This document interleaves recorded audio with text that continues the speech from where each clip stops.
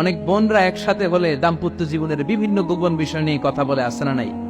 অনেক পুরুষরা একে অপরের সাথে, বন্ধুদের সাথে বিভিন্ন বিষয় নিয়ে শেয়ার করে, এটা এমন ওইটা এমন, এগুলো বলা যাবে? আসিবাউ হারাম। দাম্পত্য জীবনের সব বিষয়, স্বামীর সব বিষয় স্ত্রীর কাছে আমানত, স্ত্রীর সব বিষয় স্বামীর কাছে আমানত রেখেছে কে? দাম্পত্য জীবনের এই প্রাইভেট লাইফের কোনো কিছু কিয়ামত পর্যন্ত অন্যের কাছে প্রকাশ করাকে হারাম ঘোষণা করে দিয়েছে কে?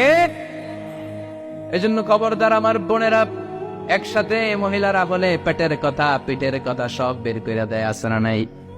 কিছু থাকে না, সব বের হয়ে যায়। খবরদার, সব বললেও দাম্পত্য জীবনের কোনো কথা শেয়ার করা যাবে?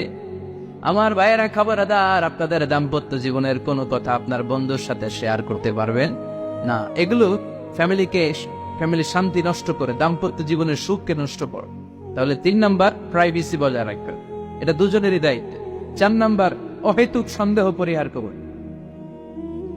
অনেক স্ত্রী আছে হাজবেন্ডের খালি সন্দেহ করে, এই ওদিকে তাকাই লেখেন, ওই মেয়ের দিকে তাকাই লেখেন, মোবাইল দেখি, মোবাইল দাও, ফেসবুকের পাসওয়ার্ড দাও, ঢুকিয়া দেখি মেসেঞ্জারে কার সাথে চ্যাট করছে, এই অফিসের ফাইল দেখি, এই এটা দেখি, এই তোমার ইনবক্স চেক করবো, এদিকে দাও, আছে না নাই?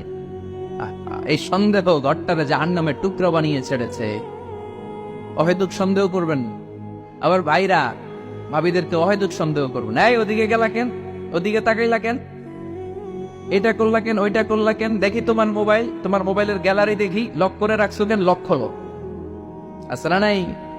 অহেতুক সন্দেহ ফ্যামিলিটারে জাহান্নামের টুকরা বানিয়ে দেয়। হ্যাঁ, ভ্যালিড কোনো অপরাধ যদি স্বামী করে ফেলে, ভ্যালিড কোনো অপরাধ যদি স্ত্রী করে ফেলে, পরকীয়ার কোনো বিষয় যদি প্রমাণিত হয়, বসেন, কনসাল্ট করেন, একে অপরের সাথে কথা বলেন, জিজ্ঞেস করেন। কিন্তু অহেতুক, আমি অনেক ফ্যামিলি এরকম দেখেছি, আমার কিছু বন্ধুকেও আমি দেখেছি যে এদের অবস্থা খুব খারাপ, খালি সন্দেহ করে, আছে না নাই? এই সন্দেহের রোগটা বড় রোগ, এই রোগ থেকে বেরিয়ে আসতে হবে। অহেতুক সন্দেহ করা যাবে না। 5 নাম্বার, হাজব্যান্ড ওয়াইফের দায়িত্ব হচ্ছে একে অপরের সহযোগী হতে হবে, সহকর্মী। আল্লাহর জান্নাত পাওয়ার ক্ষেত্রে একে অপরের সহযোগী। আপনি একা জান্নাতে যাবেন, ভাবি জাহান্নামে, এটা আপনি জান? জি না, আওয়াজ নাই আমগো গলায়। আপনি এটা চান?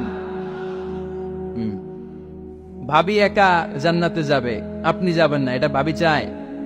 চান। তাহলে গেলে একসাথেই যান না, একসাথেই যান, একসাথেই যাবেন, আলাদা না। এজন্য আল্লাহর আনুগত্যে, আল্লাহর ইবাদতে, দাম্পত্য জীবনে একে অপরের সহযোগী হতে হবে। স্বামী ভুল করলে স্ত্রী সুন্দর করে শুধরে দিবে, স্ত্রী ভুল করলে স্বামী শুধরে দিবে।